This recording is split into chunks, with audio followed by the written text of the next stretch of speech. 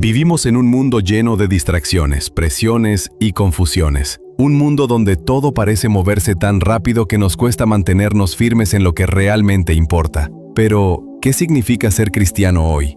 ¿Cómo podemos vivir nuestra fe con autenticidad, integridad y propósito en medio de tantos desafíos? En esta serie de capítulos, exploraremos las enseñanzas más profundas de Jesús y los apóstoles, aplicadas al contexto actual. No se trata solo de seguir reglas religiosas, sino de descubrir cómo vivir una vida plena, significativa y fiel a Dios, en un mundo que no siempre entiende ni respeta nuestras convicciones. Cada capítulo está basado en una cita bíblica clave que nos invita a examinar nuestra fe, nuestras prioridades, nuestro testimonio, desde cómo cuidar nuestro corazón hasta cómo ser luz en un mundo oscuro. Desde cómo orar sin cesar, hasta cómo guardar nuestra alma ante las tentaciones del dinero y el éxito terrenal. Estas enseñanzas no son solo teóricas, son prácticas, urgentes y necesarias para todos aquellos que buscan vivir una vida verdaderamente cristiana en estos tiempos difíciles. No os conforméis a este siglo, sino transformaos por medio de la renovación de vuestro entendimiento. Romanos 12:2. La carta que el apóstol Pablo escribió a los romanos no fue dirigida solamente a un grupo local de creyentes, sino a una iglesia inserta en uno de los centros de poder más grandes del mundo antiguo, Roma. Una ciudad donde las costumbres paganas, el culto al emperador, la corrupción política y la búsqueda desmedida de placeres terrenales eran moneda corriente. Era un lugar donde ser cristiano implicaba ir contra la corriente, incluso bajo riesgo de persecución. Fue en ese contexto que Pablo escribió aquella frase tan conocida: no os conforméis a este siglo, sino transformaos por medio de la renovación de vuestro entendimiento, para que comprobéis cuál es la buena, agradable y perfecta voluntad de Dios. Romanos 12:2. Esta palabra no es solo un consejo moral, es una llamada a la conversión continua, a mantener una mente renovada, distinta, iluminada por la palabra de Dios. No se trata de rechazar todo lo que proviene del mundo, sino de discernir entre lo que nos acerca a Dios y lo que nos aleja de Él.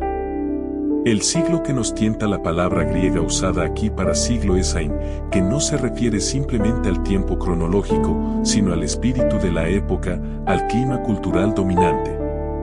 En tiempos de Pablo, era el espíritu del Imperio Romano. Hoy, puede ser el espíritu del individualismo, del consumismo, del relativismo moral, del cinismo religioso o del hedonismo superficial. Este mundo tiene sus modas, sus valores, sus formas de pensar, sus prioridades. Y muchas veces, sin que nos demos cuenta, absorbemos estos elementos como si fueran normales o inevitables. Pero Pablo nos advierte, no debemos conformarnos, esto es, moldearnos a esa forma de pensar y vivir.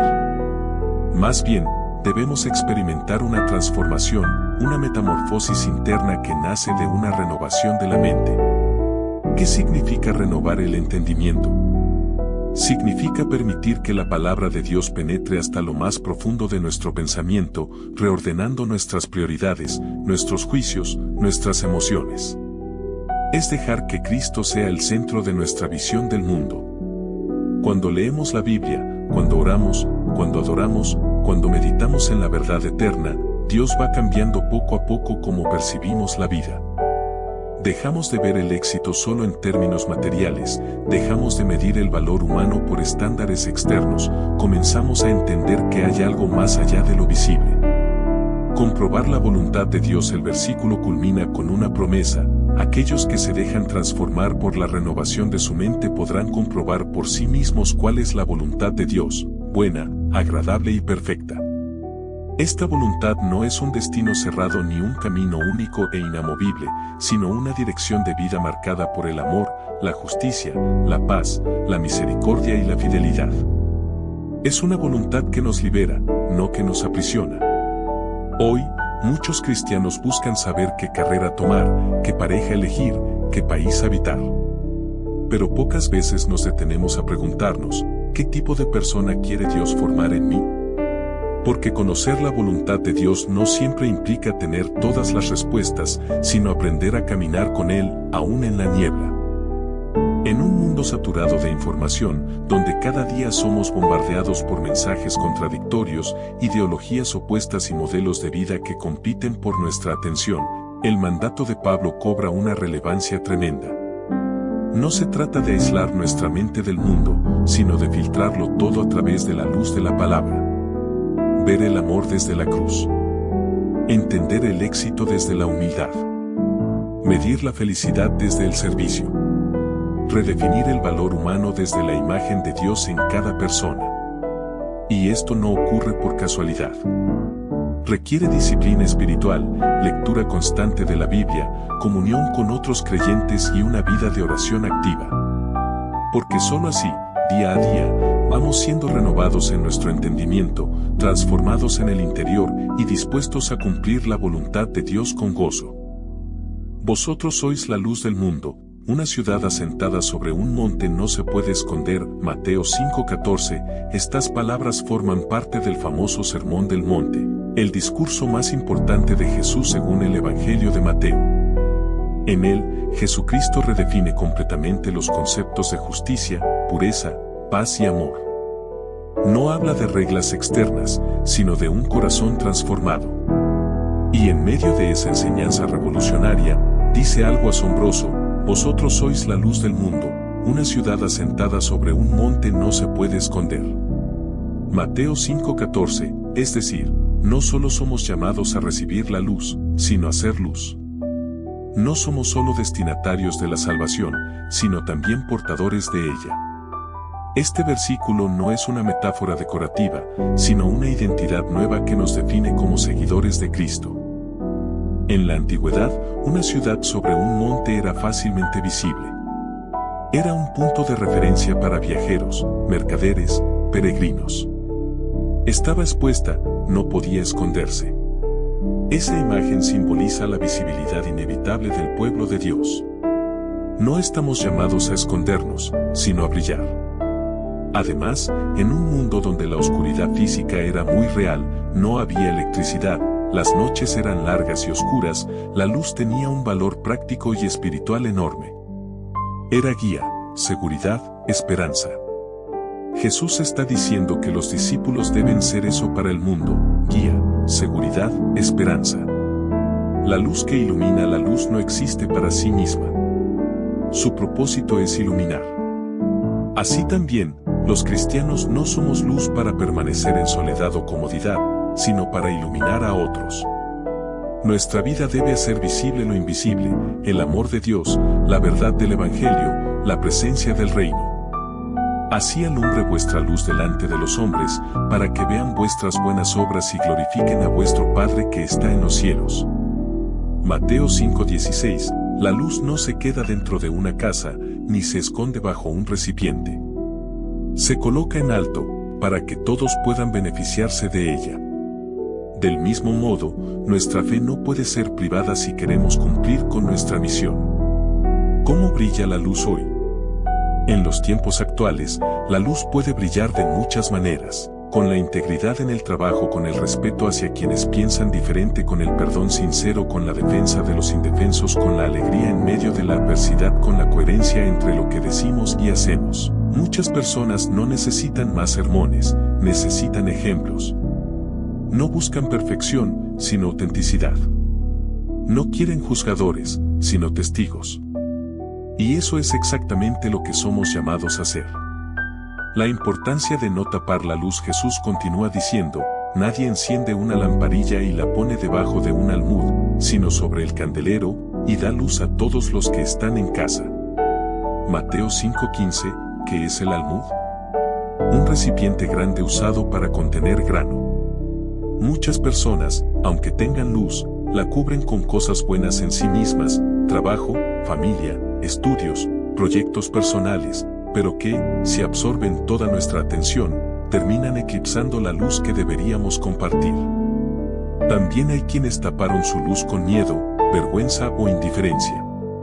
Pero Cristo nos llama a sacarla afuera. La luz que transforma ser luz no es solo una obligación, es una bendición. Porque al iluminar a otros, también nos fortalecemos nosotros mismos. Al testimoniar con nuestras acciones, renovamos nuestra propia fe. Al servir con amor, descubrimos el verdadero sentido de la vida. Hoy, en un mundo lleno de oscuridad espiritual, polarización social, ansiedad y vacío existencial, necesitamos cristianos que no teman brillar.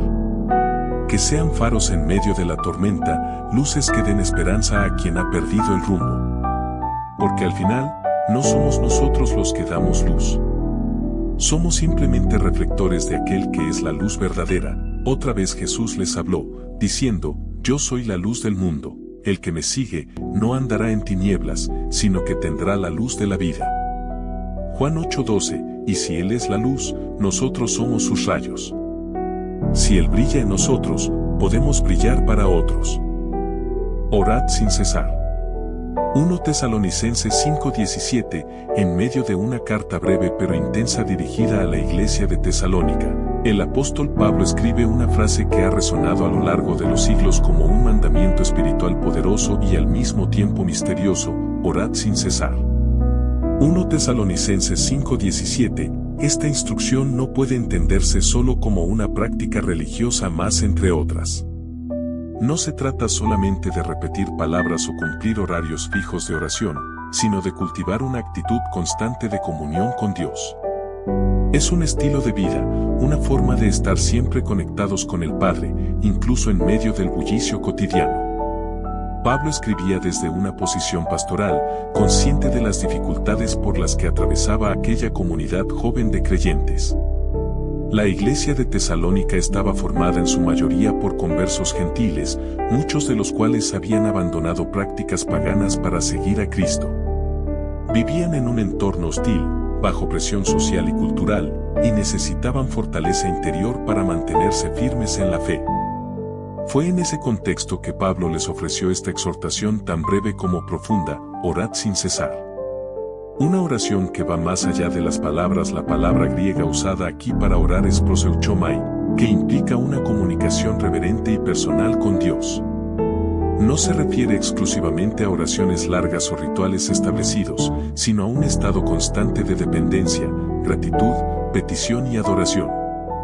Entonces, ¿qué significa exactamente orar sin cesar? No quiere decir que debamos estar todo el día arrodillados ni hablar sin parar con Dios, como si Él necesitara de nuestra palabrería, sino que debemos mantener un corazón siempre abierto a Él. Debe haber una continuidad en nuestra relación con el Señor, una conciencia constante de su presencia, una sintonía interna con su voluntad. Es posible orar mientras caminamos, trabajamos, cocinamos, escuchamos a alguien o simplemente miramos el cielo. La oración verdadera no es solo lo que decimos, sino cómo vivimos con Dios en cada momento. El Espíritu Santo como ayuda en la oración. Pablo no deja a los cristianos solos en este desafío. En otro pasaje, dice, de igual manera también el Espíritu nos ayuda en nuestra debilidad, pues que hemos de pedir como conviene, no lo sabemos, pero el Espíritu mismo intercede por nosotros con gemidos indecibles. Romanos 8:26, esto nos recuerda que no estamos solos en la tarea de orar.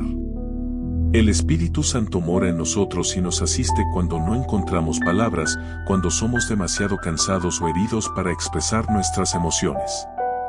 Él eleva nuestras intenciones al Padre, aun cuando no sepamos qué decir.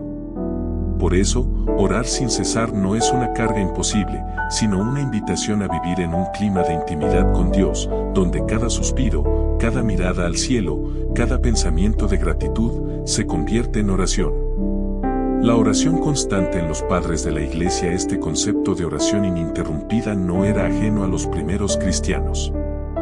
De hecho, uno de los ejercicios espirituales más antiguos del cristianismo primitivo fue la llamada oración de Jesús, una repetición mental y devocional de la frase: Señor Jesucristo, Hijo de Dios, ten misericordia de mí, pecador. Esta práctica, muy desarrollada en la tradición ortodoxa, busca mantener la mente enfocada en Dios durante todo el día.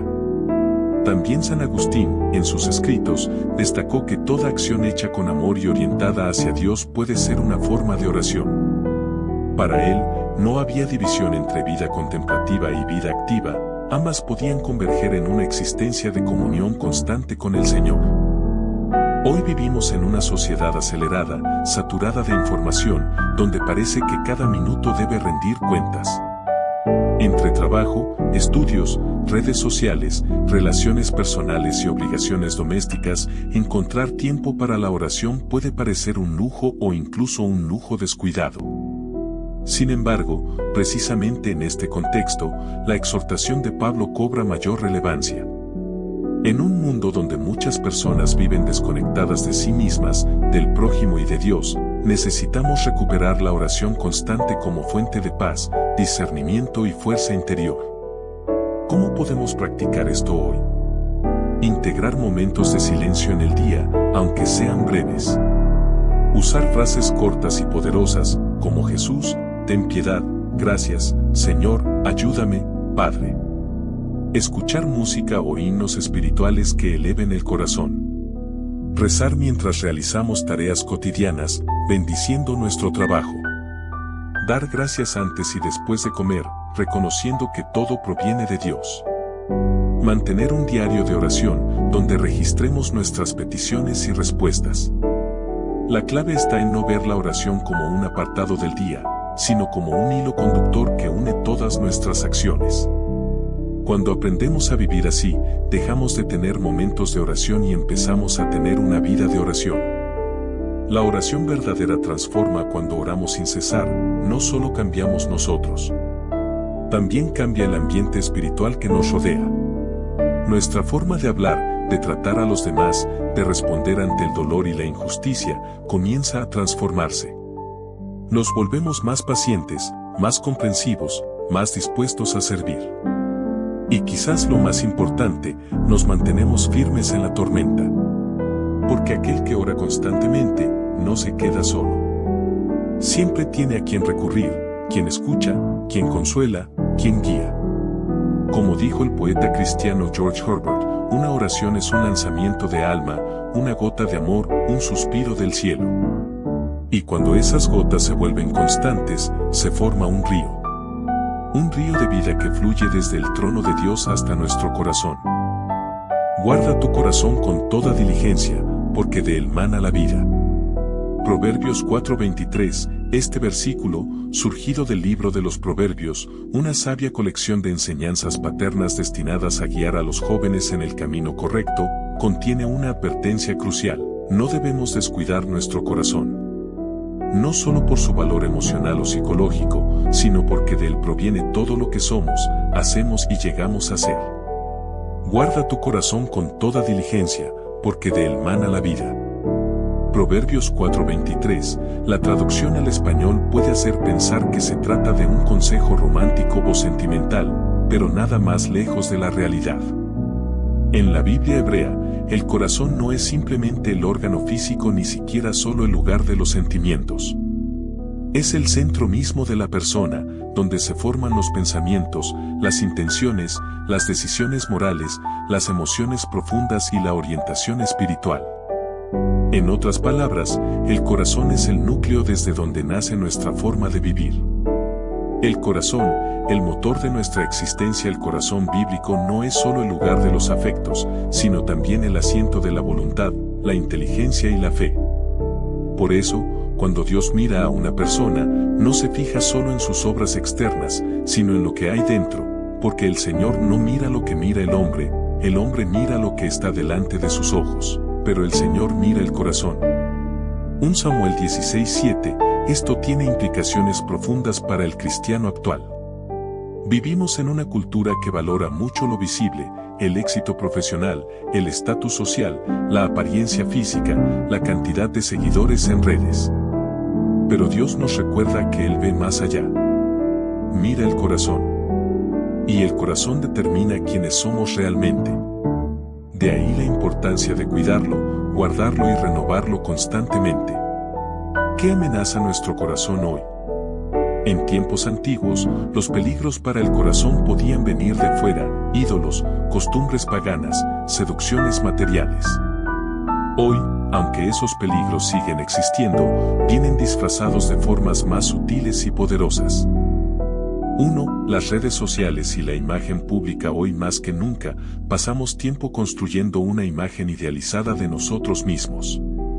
Queremos ser vistos, aceptados, admirados. Pero esto puede llevarnos a una falsificación interna, empezamos a vivir para las apariencias y dejamos de escuchar nuestro interior.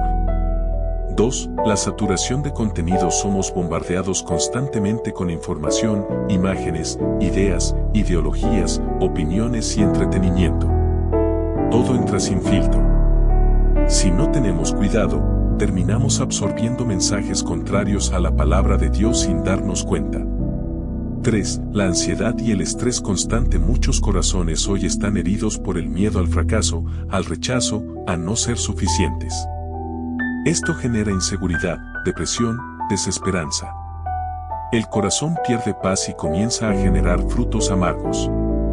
4. La indiferencia espiritual. Hay corazones que, poco a poco, se van endureciendo.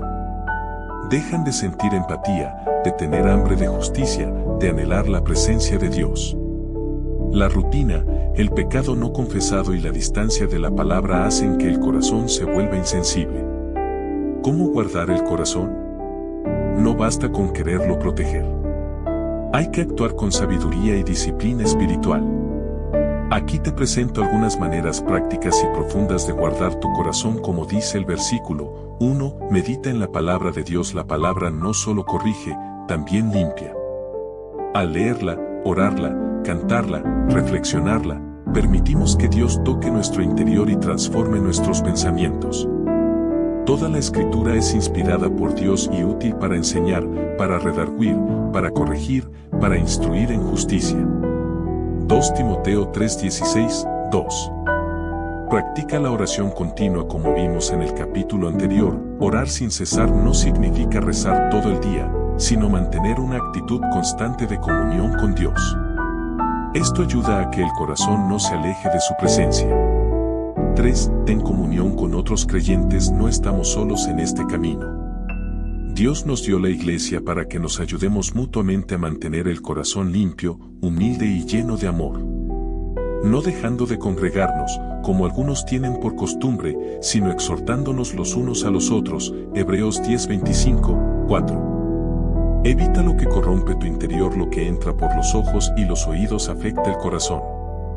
Evalúa qué consumes diariamente: redes sociales, música, películas, conversaciones. ¿Te acerca a Dios o te aleja de Él? ¿Fortalece tu alma o contamina tu mente? Alegraos en el Señor siempre. Otra vez digo, alegraos. Filipenses 4:4, 5. Confiesa tus heridas y pecados. Un corazón herido necesita sanación.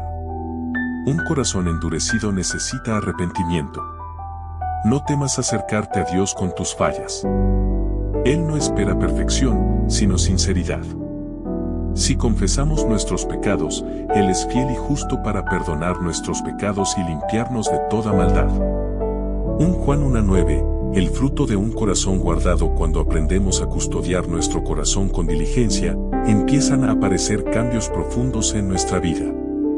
Ya no actuamos por impulso, sino por principios. Ya no respondemos con ira, sino con paciencia.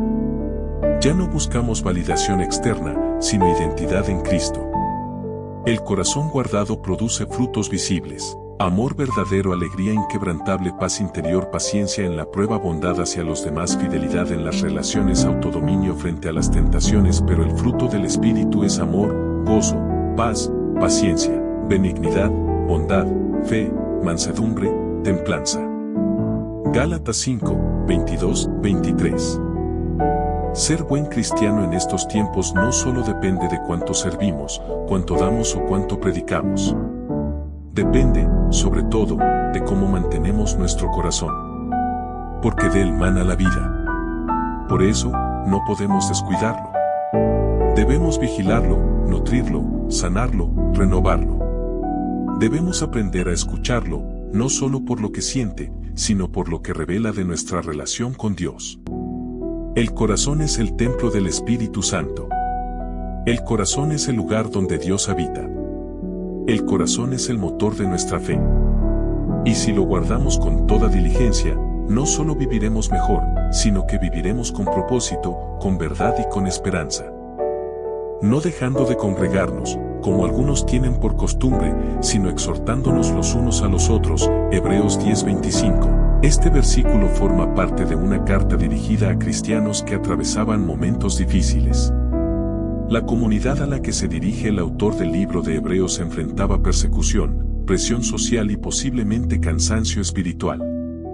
Muchos estaban tentados a alejarse de la fe o, al menos, de su práctica comunitaria. En este contexto, el escritor les recuerda una verdad vital, no dejando de congregarnos, como algunos tienen por costumbre, sino exhortándonos los unos a los otros, y tanto más cuanto veis que aquel día se acerca. Hebreos 10:25, esta palabra no solo era relevante entonces, sino que sigue siendo crucial hoy. En una época donde la individualidad prima sobre la comunión, donde la vida digital puede reemplazar la presencia física y donde asistir a una reunión cristiana puede verse como opcional, este versículo nos recuerda que la vida cristiana nunca fue diseñada para ser vivida en soledad. La importancia de la comunidad cristiana. El Nuevo Testamento está lleno de imágenes que describen la iglesia como un cuerpo, una familia, un templo espiritual. No se concibe la fe sin comunión. De hecho, Jesús mismo estableció la Eucaristía, la Santa Cena, como un acto comunitario y no individual. Así también nosotros, siendo muchos, somos un solo cuerpo en Cristo, y todos miembros los unos de los otros.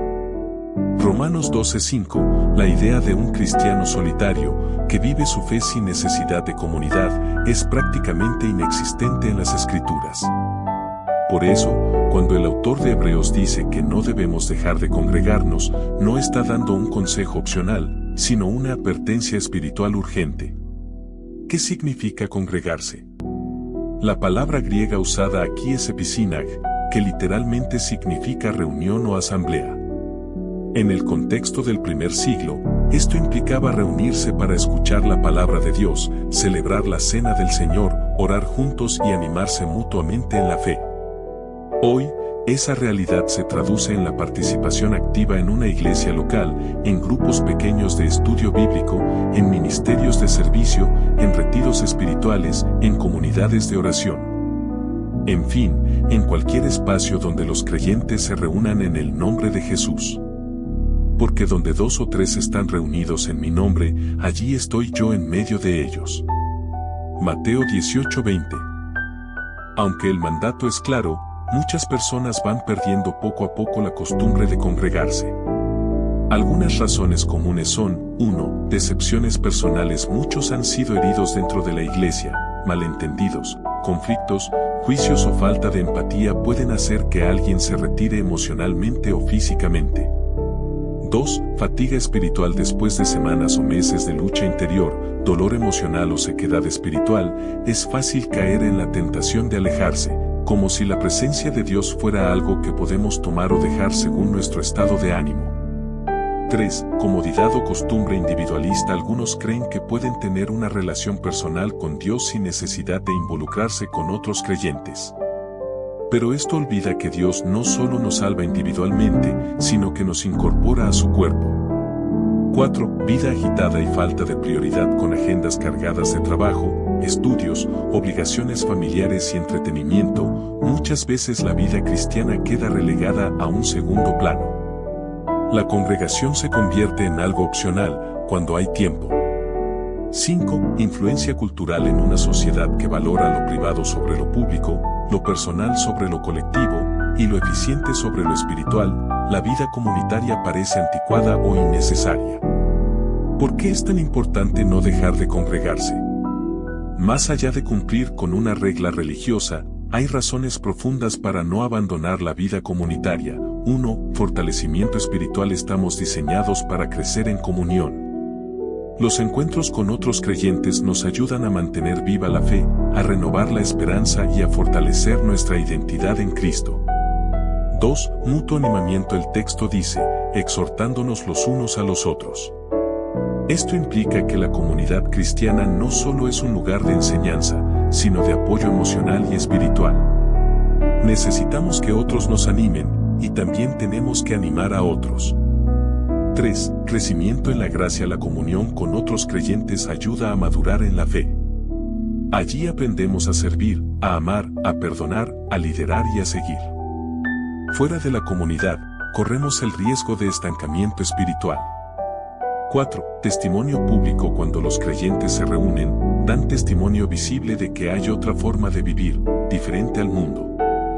Una comunidad que ama, perdona, sirve y ora es una poderosa demostración del amor de Cristo. En esto conocerán todos que sois mis discípulos, si tuvieseis amor los unos por los otros.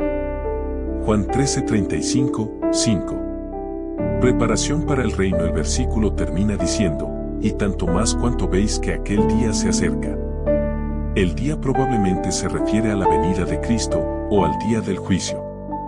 Mientras más cerca esté ese momento, más necesitamos estar juntos, apoyándonos, amándonos y anunciando el Evangelio. ¿Cómo mantenernos firmes en la congregación? Es fácil empezar bien, pero mantenerse fiel requiere intención, disciplina y gracia.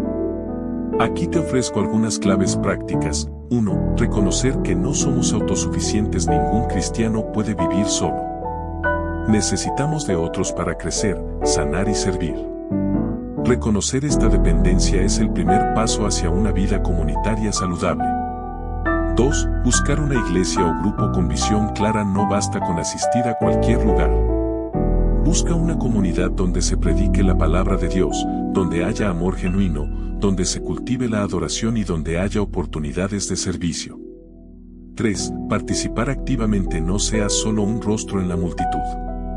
Únete a un grupo pequeño, participa en un ministerio, ofrece tus talentos. Cuando das, recibes. Cuando sirves, te fortaleces. 4. Perdonar y pedir perdón. Toda comunidad tiene imperfecciones. Si esperas encontrar una iglesia perfecta, tendrás que fundarla tú mismo. Pero mientras tanto, practica el perdón y busca la reconciliación cuando sea necesario. 5. Priorizar la vida comunitaria. Haz de la congregación una prioridad en tu calendario. No la dejes para cuando no tengas nada más que hacer. Trátala como lo que es, un encuentro con Dios en medio de su pueblo. Ser buen cristiano en estos tiempos no es cuestión de aislar la fe en el corazón y olvidar la comunidad. Más bien, es reconocer que Dios nos llamó a formar parte de su familia, de su cuerpo, de su casa. Edificándoos vosotros mismos sobre vuestra santísima fe, orando en el Espíritu Santo, guardad en el amor de Dios, esperando la misericordia de nuestro Señor Jesucristo para vida eterna. Judas 1, 20-21. La vida cristiana no es un camino solitario. Es un viaje compartido. Un camino iluminado por la palabra, sostenido por la oración y alimentado por la comunión con otros creyentes. Y por eso, no debemos dejar de congregarnos. Porque allí, en medio de la comunidad, encontramos fuerza para seguir adelante, ánimo para perseverar y esperanza para continuar. Bienaventurados los limpios de corazón, porque ellos verán a Dios. Mateo 5:8. Este versículo forma parte del Sermón del Monte, el discurso más importante de Jesús según el Evangelio de Mateo. En medio de una enseñanza revolucionaria que redefine conceptos como la justicia, la misericordia, la pureza y la paz, Jesús pronuncia estas palabras con una claridad asombrosa: bienaventurados los limpios de corazón, porque ellos verán a Dios. Mateo 5:8, a primera vista, puede parecer una frase poética o incluso idealista. Pero no lo es. Es una promesa profunda, una condición espiritual necesaria para conocer a Dios de verdad. La palabra clave aquí es limpios de corazón, kataroskardia en griego. No se refiere únicamente a la ausencia de pecado, ni siquiera solo a la moralidad externa. Se refiere a una integridad interior, a una coherencia entre lo que sentimos, pensamos, decimos y hacemos. Es una pureza que nace desde dentro, no impuesta desde fuera. Jesús está diciendo que ver a Dios no es cuestión de privilegio religioso, ni de conocimiento académico, ni siquiera de obras espectaculares. Es cuestión de corazón limpio. ¿Qué significa tener un corazón limpio? En la Biblia hebrea y en la tradición judía del tiempo de Jesús, el corazón era visto como el centro mismo de la persona. Allí nacían los pensamientos, las emociones, las decisiones, las intenciones, los deseos más profundos. Por eso, tener un corazón limpio no es algo superficial. Es una transformación radical del interior humano. Es permitir que Dios purifique nuestras motivaciones, corrija nuestros anhelos, sane nuestras heridas y reoriente nuestro amor hacia Él y hacia los demás. Crea en mí, oh Dios, un corazón limpio, y renueva un espíritu recto dentro de mí. Salmo 51 horas y 10 minutos. Esta oración de David, después de su caída con Betsabé, muestra que la pureza del corazón no es algo que podamos lograr por nosotros mismos. Requiere arrepentimiento, gracia divina y renovación constante. Durante su ministerio, Jesús frecuentemente criticó a aquellos que se preocupaban por cumplir ritos externos, pero descuidaban el estado de su corazón. Decía: «Ay de vosotros, escribas y fariseos hipócritas, porque sois semejantes a sepulcros blanqueados, que parecen bonitos por fuera, mas por dentro están llenos de huesos de muertos y de toda inmundicia». Mateo 23:27, es decir, muchas personas tenían apariencia de piedad, pero su corazón estaba lejos de Dios. Tenían pureza ritual, pero no pureza real. Eran respetados públicamente, pero internamente estaban contaminados por ambición, orgullo, hipocresía y egoísmo. Esto sigue siendo relevante hoy. Muchos cristianos pueden verse devotos, ir a misa o culto, saberse versículos de memoria, usar ropa modesta, pero tener un corazón dividido, resentido, codicioso o vacío. Pero Jesús nos recuerda que no basta con parecer puro. Hay que serlo interiormente. Hoy vivimos en una cultura donde todo parece permitido, pero poco parece puro. Donde la gratificación inmediata reina sobre la disciplina, donde lo sensual está presente hasta en los anuncios de supermercado, y donde muchas personas confunden libertad con libertinaje. Pero ser limpio de corazón no significa negar nuestra humanidad, sino ordenarla bajo el amor de Dios. La pureza del corazón incluye claridad en tus motivaciones, hacer lo correcto por razones correctas. Integridad en tu vida interior, coherencia entre lo que sientes, piensas y haces. Fidelidad en tus relaciones, lealtad, respeto y honestidad en el amor. Libertad frente al pecado, no estar dominado por hábitos destructivos. Santidad en tu manera de vivir, vivir consciente de la presencia de Dios. Antes bien, sean ustedes santos en toda conducta, porque escrito está: sed santos, porque yo soy santo. 1 Pedro 1, 15, 16. ¿Cómo alcanzar un corazón limpio? Como ya mencionamos, la pureza del corazón no es un logro humano, sino un don divino. Es posible solo por la obra redentora de Cristo y por la acción del Espíritu Santo en nosotros. Pero también hay pasos prácticos que podemos tomar para cooperar con esa gracia. 1. Arrepentirse con sinceridad. No hay camino hacia la pureza sin reconocer primero la contaminación. Necesitamos humillarnos ante Dios, confesar nuestros errores y recibir su perdón. Si confesamos nuestros pecados, Él es fiel y justo para perdonar nuestros pecados y limpiarnos de toda maldad. 1 Juan 1:9, 2. Orar por un corazón nuevo. David oraba constantemente por un corazón renovado. También debemos hacerlo nosotros. Pedir a Dios que nos limpie, que nos dé nuevas intenciones, que sane heridas del pasado. 3. Leer y meditar la palabra de Dios. La palabra de Dios actúa como un espejo que revela lo que hay dentro de nosotros. Al leerla con humildad, Dios ilumina áreas oscuras y nos invita a cambiar. La palabra de Dios es viva y eficaz, y más cortante que toda espada de dos filos, y penetra hasta partir el alma y el espíritu, las coyunturas y los tuétanos, y discierne los pensamientos y las intenciones del corazón. Hebreos 4:12, 4. Evitar lo que contamina tu interior. Lo que entra por los ojos y los oídos afecta profundamente el corazón. Evalúa lo que consumes diariamente: redes sociales, música, películas, conversaciones. ¿Te acerca a Dios o te aleja de Él?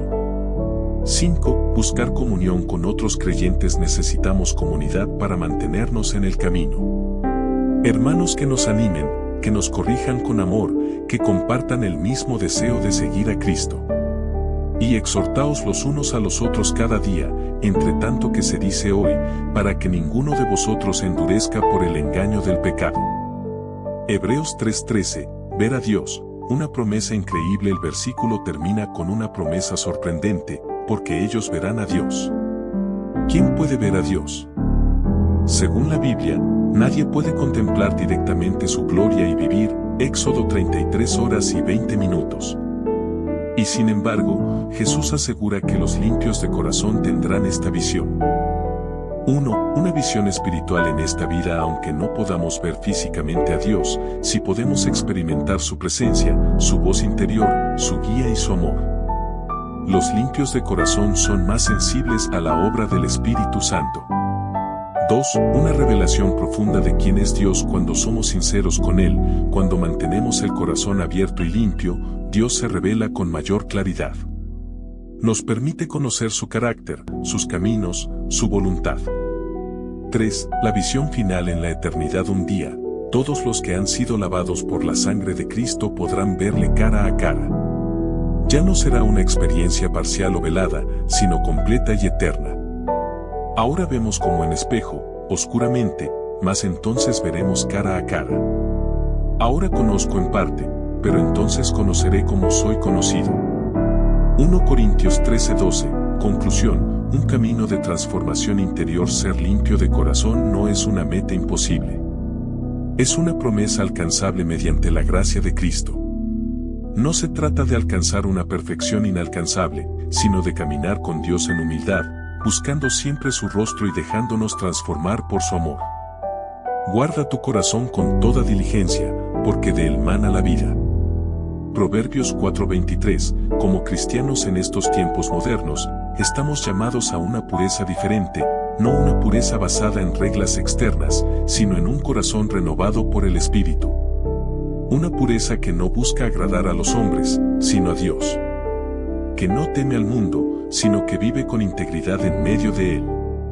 Y aquellos que siguen este camino, aquellos que guardan su corazón y permiten que Dios los limpie, tienen la promesa más grande de todas, verán a Dios.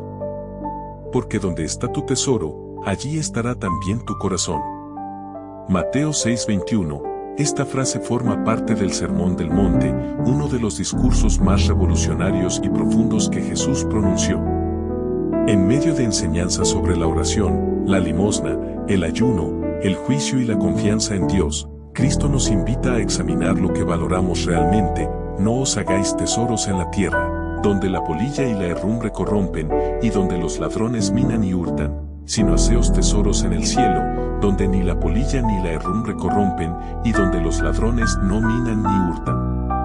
Porque donde está vuestro tesoro, allí estará también vuestro corazón. Mateo 6, 19, 21. Estas palabras van mucho más allá de un simple consejo financiero o económico. Se trata de una advertencia espiritual poderosa, lo que amamos profundamente, lo que valoramos por encima de todo, lo que buscamos con pasión, eso define quiénes somos.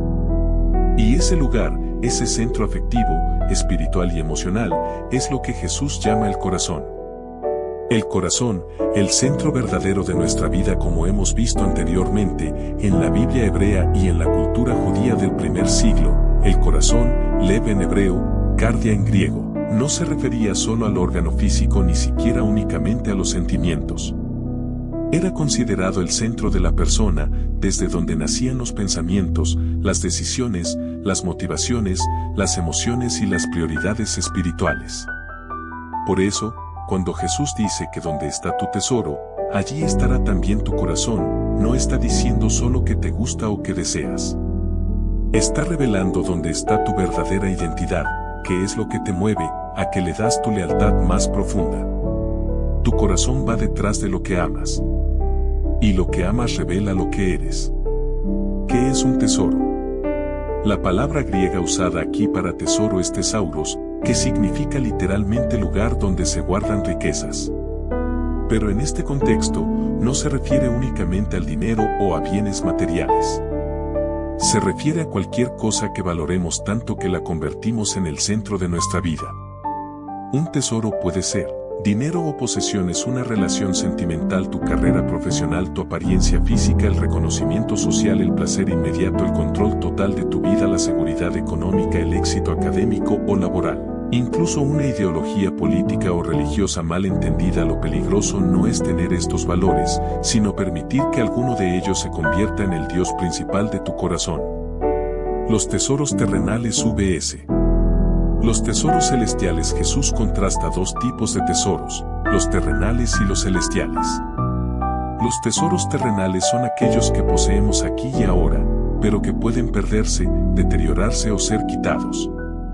Pueden ser útiles, pero nunca deben ser nuestra fuente última de significado. Donde la polilla y la herrumbre corrompen, y donde los ladrones minan y hurtan. Este versículo nos recuerda que nada material es permanente. Un día, todo lo que acumulamos puede desaparecer. Un accidente, una crisis económica, una enfermedad, incluso la muerte, pueden borrar de un plumazo lo que tanto esfuerzo nos costó obtener. Los tesoros celestiales son aquellos que no se ven, que no dependen de lo material, que no se pierden con el tiempo. Son valores eternos como amor sincero, perdón auténtico, fe firme, esperanza renovada, servicio humilde, alegría interior, paz profunda, justicia practicada, comunión con Dios, donde ni la polilla ni la herrumbre corrompen, y donde los ladrones no minan ni hurtan. Esos tesoros no se destruyen, no se roban, no se gastan. Más bien, crecen cuando los compartimos. ¿Dónde están tus tesoros? Una pregunta poderosa que podemos hacernos es, ¿a qué le doy mi tiempo, mi energía, mis emociones y mi atención? Porque eso, probablemente, sea tu tesoro real. Pregúntate, ¿pasas más tiempo trabajando que con tu familia? ¿Inviertes más energía en tus redes sociales que en tu vida espiritual? ¿Sientes más alegría al recibir cumplidos que al servir a otros? ¿Te preocupa más tu imagen pública que tu relación con Dios? ¿Vives con miedo al futuro económico más que con fe en la provisión divina? Si tus respuestas te incomodan, no te preocupes. Esa incomodidad puede ser señal de que Dios está hablando. Y quizás estás listo para dejar de buscar tesoros que no duran y empezar a invertir en los que sí. El problema no es tener tesoros terrenales.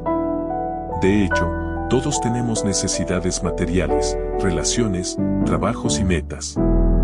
El problema viene cuando esos tesoros se vuelven nuestro único propósito. Jesús mismo dijo, ninguno puede servir a dos señores, porque odiará al uno y amará al otro, o se dedicará al uno y menospreciará al otro. No podéis servir a Dios y a las riquezas. Mateo 6:24, servir a Dios y a los tesoros terrenales es imposible. Uno siempre terminará dominando al otro. Y si no somos cuidadosos, dejaremos que lo temporal gobierne nuestro corazón y olvidaremos lo eterno. ¿Cómo invertir en tesoros celestiales? No se trata de renunciar a todo lo terrenal, sino de ponerlo en su lugar correcto. Aquí hay algunas formas prácticas de comenzar a construir tesoros en el cielo. 1. Invierte en relaciones auténticas. Amor, perdón, servicio, amistad, son monedas del reino. Dedica tiempo a edificar a otros, a escuchar, a animar, a perdonar. 2. Practica la generosidad. Dar no solo ayuda a quien recibe, también libera al corazón del dueño del aferramiento. Dona tiempo, recursos o talentos sin esperar nada a cambio. 3. Busca primero el reino de Dios. Prioriza tu relación con Él por encima de cualquier otra cosa. Si pones a Dios primero, todo lo demás tendrá su lugar adecuado. Mas buscad primeramente el reino de Dios y su justicia, y todas estas cosas os serán añadidas. Mateo 6:33, 4. Vive con integridad interior. No solo haz lo correcto. Hazlo por razones correctas. Que tu corazón esté alineado con los valores de Cristo. 5. Confía en la provisión divina. No vivas con miedo constante al futuro. Confía en que Dios proveerá. Esa paz interior es un tesoro que ningún banco puede darte. Conclusión: lo que amas, te define ser buen cristiano en estos tiempos. No se trata solo de asistir a misa o leer la Biblia, aunque eso es fundamental.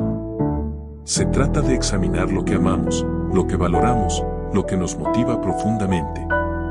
Porque lo que amas, te define. Lo que amas, te guía. Lo que amas, determina a dónde vas. Y si amas a Dios sobre todas las cosas, tu corazón irá tras Él. Y si tu corazón va tras Él, encontrarás lo que verdaderamente vale la pena. Toda la Escritura es inspirada por Dios y útil para enseñar, para redarguir, para corregir, para instruir en justicia, a fin de que el hombre de Dios sea perfecto, enteramente preparado para toda buena obra. 2 Timoteo 3, 16, 17, así que pregúntate hoy, ¿dónde está tu tesoro? Y por tanto, ¿dónde está tu corazón? Porque el amor del dinero es raíz de todos los males. 1 Timoteo 6:10, este versículo forma parte de una carta pastoral escrita por el apóstol Pablo a su discípulo Timoteo, quien estaba liderando la iglesia en Efeso. En este contexto, Pablo advierte sobre los peligros espirituales del afán por las riquezas, y nos da una advertencia profunda que sigue siendo absolutamente relevante hoy, porque el amor del dinero es raíz de todos los males. Y codiciándolo algunos, se extraviaron de la fe, y fueron atravesados de muchos dolores. 1 Timoteo 6:10, es importante notar que Pablo no dice que el dinero es la raíz de todos los males, sino el amor del dinero. El problema no es poseer recursos materiales, sino permitir que el deseo por ellos domine nuestro corazón. Esta palabra no solo era urgente en tiempos de Pablo, sino que cobra aún más fuerza en nuestros días, donde el consumo, la acumulación y la búsqueda obsesiva de seguridad económica pueden fácilmente convertirse en ídolos encubiertos. ¿Qué es el amor al dinero? La frase griega original dice, pilargidia, que literalmente significa amor al dinero. No se refiere únicamente a ser codicioso o a robar, sino a una actitud interior donde el dinero comienza a ocupar el lugar que le corresponde solo a Dios. El amor al dinero puede manifestarse de muchas formas. Priorizar el dinero sobre las relaciones personales, medir el éxito solo por lo material, vivir con miedo constante a perderlo, justificar decisiones inmorales para obtenerlo, usarlo como fuente de autoestima o identidad. Invertir más tiempo ganándolo que cuidando el alma. Cuando esto ocurre, el corazón se aleja de Dios. Y ese alejamiento produce frutos amargos, ansiedad, vacío, insatisfacción, soledad, incluso aunque uno tenga mucho. El dinero en sí mismo no es malo. Antes de continuar, es importante hacer una distinción crucial. El dinero en sí mismo no es malo. De hecho, es una herramienta necesaria para sobrevivir y servir en este mundo. El apóstol Pablo también escribió, y tengo entendido que si alguno no provee para los suyos, y mayormente para los de su casa, ha negado la fe, y es peor que un incrédulo. 1 Timoteo 5:8, tener dinero no es pecado. Trabajar duro, ahorrar, planificar el futuro, invertir sabiamente, todo esto puede ser parte de una vida cristiana responsable. Pero cuando el deseo por tener más domina nuestras vidas, entonces el dinero deja de ser una herramienta y se convierte en un amo. Ninguno puede servir a dos señores, porque odiará al uno y amará al otro, o se dedicará al uno y menospreciará al otro. No podéis servir a Dios y a las riquezas. Mateo 6:24, los efectos del amor al dinero. Pablo no exagera cuando dice que el amor al dinero es raíz de todos los males. Esta afirmación no debe entenderse como que todas las formas de pecado nacen exclusivamente del dinero, sino que muchas formas de pecado tienen su origen en esta actitud interior. Algunos de los males que brotan de esta raíz incluyen: 1. Codicia, un deseo insaciable de tener más, sin importar cuánto ya poseemos. La codicia no solo afecta a los ricos, sino también a quienes desean tener lo que otros tienen. 2. Engaño. Muchas personas justifican acciones incorrectas, mentiras, fraudes, explotación laboral, para ganar dinero. Se pierde la integridad. 3. Corrupción. El poder económico muchas veces corrompe instituciones, líderes y hasta iglesias. Se traiciona la verdad por beneficio personal. 4. Soledad. El amor al dinero puede llevar a relaciones superficiales, donde las personas son usadas por lo que pueden dar, no por quienes son. 5. Insatisfacción. Nunca hay suficiente. El amor al dinero genera una sed constante que nunca se apaga. Cuanto más se tiene, más se desea. 6. Falta de generosidad. Quien ama el dinero lo guarda, no lo comparte. Pierde la capacidad de dar con libertad, de ayudar al necesitado, de invertir en el reino de Dios. El desvío espiritual del amor al dinero.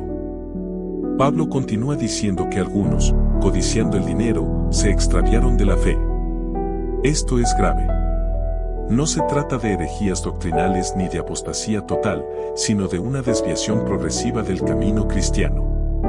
El amor al dinero no siempre nos aleja de Dios de golpe, sino poco a poco. Primero descuidamos la oración, luego dejamos de ir a la iglesia, después justificamos pequeñas mentiras o decisiones egoístas, hasta que un día nos damos cuenta de que vivimos más como del mundo que como seguidores de Cristo. Y fueron atravesados de muchos dolores. 1 Timoteo 6:10, estas palabras describen el dolor emocional, espiritual y existencial que experimentan aquellos que han intercambiado la paz de Dios por la prisión del materialismo. ¿Cómo vencer el amor al dinero? No se trata de rechazar el dinero, sino de liberarnos de su dominio. Aquí te ofrezco algunas maneras prácticas y bíblicas de hacerlo. 1. Reconocer que todo pertenece a Dios. Dios es el dueño de todo. Nosotros somos administradores de lo que Él nos ha dado. Reconocer esto libera el corazón del aferramiento. De Jehová es la tierra y su plenitud, el mundo, y los que en él habitan. Salmo 24:1-2. Vivir con gratitud. Una persona agradecida no necesita acumular para sentirse completa. La gratitud combate la codicia. Sed sujetos los unos a los otros, y vestíos de humildad, porque Dios resiste a los soberbios, y da gracia a los humildes. 1 Pedro 5:5-3. Practicar la generosidad. Dar regularmente ayuda a romper el control que el dinero puede tener sobre nosotros. La generosidad es una forma tangible de decirle a Dios, tú eres mi verdadero tesoro. Honra a Jehová con tus bienes, y con las primicias de todos tus productos. Proverbios 3:9-4. Orar por libertad interior. Pide a Dios que te libere del deseo excesivo por tener más. Pide un corazón sencillo, contento y dependiente de Él. 5. Buscar primero el reino de Dios. Prioriza tu relación con Dios sobre cualquier otra cosa. Si pones a Dios primero, el dinero tendrá su lugar correcto. Mas buscad primeramente el reino de Dios y su justicia, y todas estas cosas os serán añadidas. Mateo 6:33-6. Evitar comparaciones. No midas tu valor por lo que tienes o por lo que otros poseen. Tu identidad está en Cristo, no en tu cuenta bancaria. No os conforméis a este siglo, sino transformaos por medio de la renovación de vuestro entendimiento. Romanos 12:2. Ser buen cristiano en estos tiempos no es cuestión de rechazar el dinero, sino de no dejar que Él nos rechace a nosotros. No se trata de renunciar a las posesiones, sino de no permitir que ellas nos posean. El amor al dinero es una raíz que produce muchos males, pero el amor a Dios es una raíz que produce frutos eternos: amor, gozo, paz, paciencia, bondad, fidelidad, dominio propio. Porque nada trajimos a este mundo, y sin duda nada podremos sacar. Así que, teniendo alimento y abrigo, estemos contentos con eso. 1 Timoteo 6:7-8. Aprender a estar contentos, a confiar, a dar, a vivir con integridad, eso es verdadera riqueza. Eso es verdadera libertad. Y eso es ser un buen cristiano en los tiempos actuales. Porque de tal manera amó Dios al mundo, que ha dado a su Hijo unigénito, para que todo aquel que en él cree, no se pierda, mas tenga vida eterna. Juan 3:16, este versículo es, sin duda, uno de los más conocidos, y con razón, de toda la Biblia. En pocas palabras, contiene el mensaje central del Evangelio, el amor inmenso de Dios por la humanidad, su sacrificio supremo en Jesucristo, y la promesa de salvación para todos los que creen. Porque de tal manera amó Dios al mundo, que ha dado a su Hijo unigénito, para que todo aquel que en él cree, no se pierda, mas tenga vida eterna. Juan 3:16, Estas palabras surgieron en un momento crucial del ministerio de Jesús, durante una conversación privada con Nicodemo, un líder religioso judío que buscaba entender quién era realmente este maestro misterioso. En medio de esa charla sobre el nuevo nacimiento, la fe y la salvación, Juan registró esta frase como el corazón mismo del mensaje cristiano. El amor de Dios, inmenso, incondicional y eterno. La frase comienza con una revelación asombrosa: Dios amó al mundo. Esto puede parecer sencillo, pero tiene implicaciones profundas. El mundo, desde una perspectiva bíblica, no es solo un lugar físico. Es una realidad caída, llena de pecado, injusticia, dolor y rechazo a Dios. Y sin embargo, Dios lo ama. No dice que ama solo a los buenos, a los religiosos, a los perfectos o a los que ya le pertenecen. Dice que amó al mundo, incluso en su estado rebelde. Mas Dios muestra su amor para con nosotros, en que siendo aún pecadores, Cristo murió por nosotros. Romanos 5:8, este amor no es sentimental ni superficial. Es un amor sacrificial, redentor, transformador. No depende de nuestra bondad, sino de la naturaleza misericordiosa de Dios. El don más grande, el Hijo unigénito. El amor de Dios no se queda en palabras. Se manifiesta en acción. En don. En entrega. ¿Qué ha dado a su Hijo unigénito? Esta frase encierra la esencia del Evangelio: el Padre entregó a su propio Hijo para salvarnos. La palabra unigénito, monogens en griego, significa único, singular, incomparable. No fue un ángel, ni un profeta, ni un ser creado quien vino a redimirnos. Fue el Hijo mismo de Dios, igual al Padre en divinidad, humillado y hecho hombre para llevar sobre sí nuestros pecados. Jesús no fue simplemente un buen maestro, ni un mártir noble. Fue el Cordero de Dios que quita el pecado del mundo, Juan 1:29. Fue el Salvador anunciado desde antiguo, el Mesías esperado, el Redentor prometido. Y Dios lo dio, por ti, por mí, por todos. La fe como camino a la vida eterna. El versículo continúa diciendo: para que todo aquel que en él cree, no se pierda, mas tenga vida eterna. Aquí está la respuesta que cada ser humano busca: ¿qué hacer para tener vida verdadera? ¿Cómo encontrar sentido, propósito y esperanza? ¿Qué camino nos lleva a la salvación? La respuesta es clara: creer en Jesucristo. ¿Pero qué significa creer? Creer no es solo aceptar doctrinas. No es solo decir amén en una iglesia. No es únicamente saber cosas sobre Jesús. Creer significa poner tu confianza plena en Él, recibirle como Salvador y Señor, confiar en su muerte y resurrección como única base para tu salvación. Es reconocer que no puedes salvar tu alma por tus obras, por cuanto sepas, por cuanto des, o por cuán buena persona seas. Es rendirte ante la gracia de Dios y aceptar el regalo gratuito de la salvación. Porque por gracia sois salvos por medio de la fe, y esto no de vosotros, pues es don de Dios, no por obras, para que nadie se gloríe. Efesios 2:8-9, dos destinos claros: perderse o tener vida eterna. El versículo termina contrastando dos destinos finales: para que todo aquel que en él cree, no se pierda, mas tenga vida eterna. Esta frase revela algo fundamental: hay dos caminos posibles. Uno lleva a la pérdida, al vacío, a la separación eterna de Dios. El otro lleva a la vida verdadera, plena, gozosa y eterna. Muchas personas piensan que todos llegaremos al cielo, que cualquier forma de espiritualidad sirve, que basta con ser buena persona. Pero la Biblia no dice eso. Dice que hay una sola puerta, y es Cristo. Hay un solo nombre bajo el cielo, dado a los hombres, por el cual debemos ser salvos. Hechos 4:12. No se trata de exclusivismo, sino de claridad. Jesús es el camino, la verdad y la vida. Sin Él, no hay acceso al Padre. Hoy vivimos en una cultura donde todo parece relativo. Donde muchas personas buscan significado en el éxito, en las relaciones, en el entretenimiento, en las redes sociales, pero siguen sintiendo un vacío profundo. Algunas preguntas importantes que podemos hacernos son: ¿realmente he puesto mi fe en Jesucristo como mi único Salvador? ¿Confío en su obra en la cruz o en mis propias obras para merecer el cielo? ¿Vivo consciente de que tengo la vida eterna desde el momento en que creo? ¿Mi vida refleja el amor que Dios me ha mostrado? También, como cristianos, tenemos una responsabilidad: llevar este mensaje al mundo. Compartirlo con quienes aún no lo han escuchado o entendido. No con juzgamiento, sino con amor. No con superioridad, sino con humildad. Porque si somos testigos del amor de Dios, no podemos guardar ese amor solo para nosotros.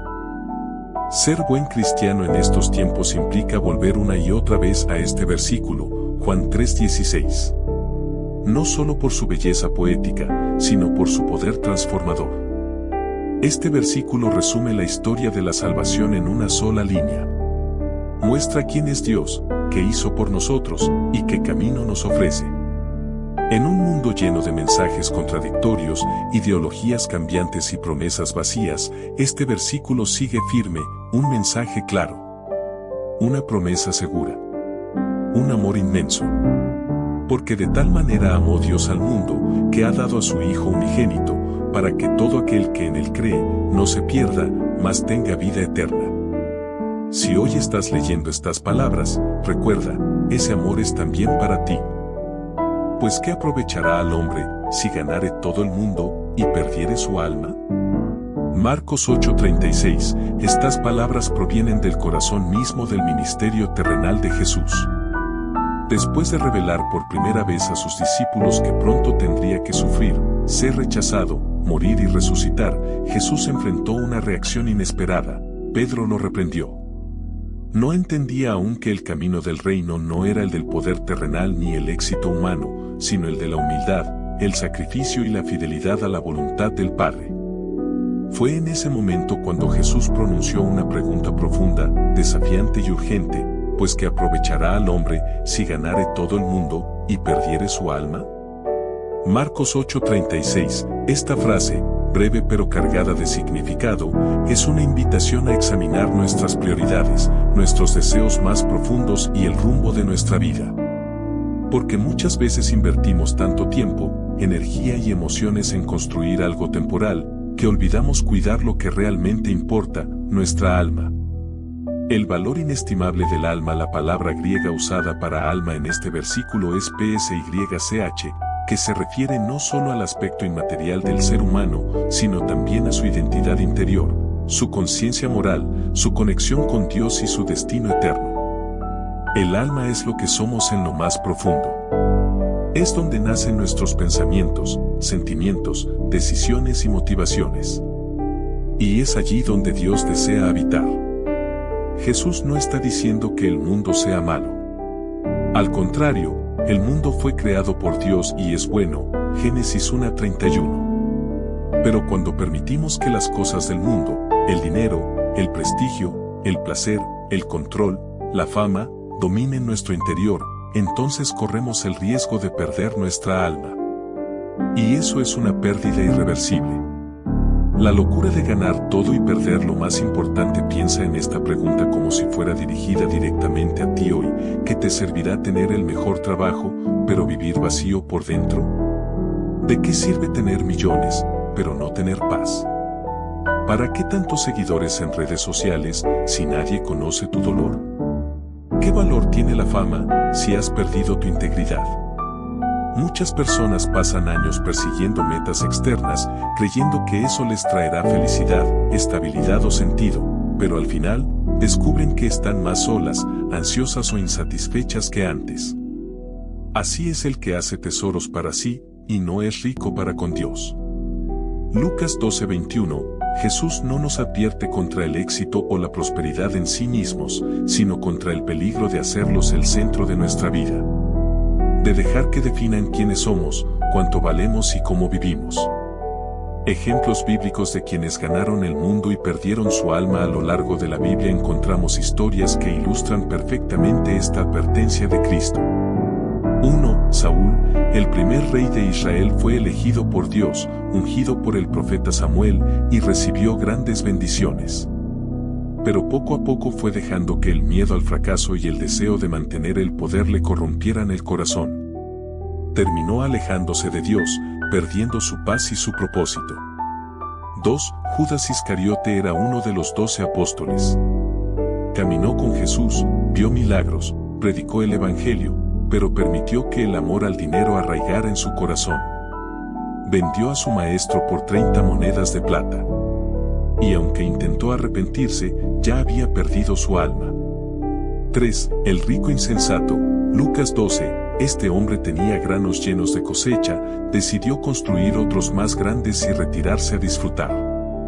Pero Dios le dijo, necio, esta noche te demandarán tu alma, y lo que has preparado, ¿de cuyo será? No basta con acumular bienes si no tenemos una relación viva con Dios. ¿Cómo sabemos si estamos perdiendo nuestra alma? Es fácil justificar ciertos caminos o decisiones cuando estamos centrados en lo material o en el éxito aparente. Pero hay señales internas que nos pueden ayudar a reconocer si estamos en peligro de perder nuestra alma. Pierdes paz interior, incluso cuando tienes todo bajo control. Te sientes vacío, aunque logres tus metas. Ya no oras ni lees la palabra, porque tu mente siempre está ocupada con otras cosas. Tus relaciones se vuelven superficiales, porque todo gira en torno a ti. Justificas pequeños pecados o decisiones inmorales por el bien mayor. Olvidaste por qué seguiste a Cristo y ahora solo sigues reglas religiosas. Si alguna de estas señales suena familiar, no significa que ya hayas perdido tu alma. Significa que Dios te está hablando. Y quizás es hora de detenerte, examinarte y volver a Él. ¿Cómo cuidar tu alma? No se trata de abandonar el mundo ni de renunciar a todo lo material. Se trata de encontrar el equilibrio correcto, poniendo a Dios primero y cuidando tu interior como una prioridad absoluta. 1. Vuelve a tu primera fe. Recuerda cuándo fue la última vez que sentiste la presencia de Dios con claridad. ¿Qué hacías? ¿Cómo orabas? ¿Con quién compartías? Vuelve a esa cercanía. 2. Dedica tiempo a la oración y la adoración no se trata solo de pedir, sino de escuchar. De dar espacio al Espíritu Santo para que sane, limpie y transforme tu corazón. 3. Lee la palabra de Dios con devoción. La palabra no solo corrige, también alimenta. Busca momentos tranquilos para meditarla, entenderla y aplicarla a tu vida. 4. Busca comunión con otros creyentes. Necesitamos comunidad para mantenernos firmes. Hermanos que nos animen, que nos corrijan con amor, que compartan el mismo deseo de seguir a Cristo. 5. Practica la gratitud y la generosidad. Dar ayuda a romper el control que el mundo puede tener sobre nosotros. La gratitud combate la codicia y fortalece el alma. 6. Evita comparaciones y búsquedas vacías. No midas tu valor por lo que tienes o por lo que otros poseen. Tu identidad está en Cristo, no en tu cuenta bancaria, tu carrera o tu imagen pública. Ser buen cristiano en estos tiempos implica hacerse preguntas profundas. Y ninguna es más importante que la que Jesucristo nos hizo, pues que aprovechará al hombre si ganare todo el mundo y perdiere su alma. Lo que ganamos en esta vida es temporal. Lo que perdemos en el alma es eterno. Por eso, debemos aprender a vivir con sabiduría, con templanza, con fe. Debemos recordar que somos más que nuestros logros, más que nuestras posesiones, más que nuestras redes sociales. Somos almas redimidas por Cristo. Somos hijos amados de Dios. Somos llamados a una vida plena, verdadera y eterna. Y nada en este mundo debería costarnos eso. ¿Qué estás dispuesto a cambiar hoy para vivir una vida más cercana a Cristo? ¿Deseas redescubrir quién eres realmente en Él?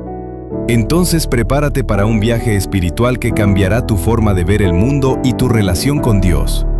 Sigue adelante, estamos listos para comenzar.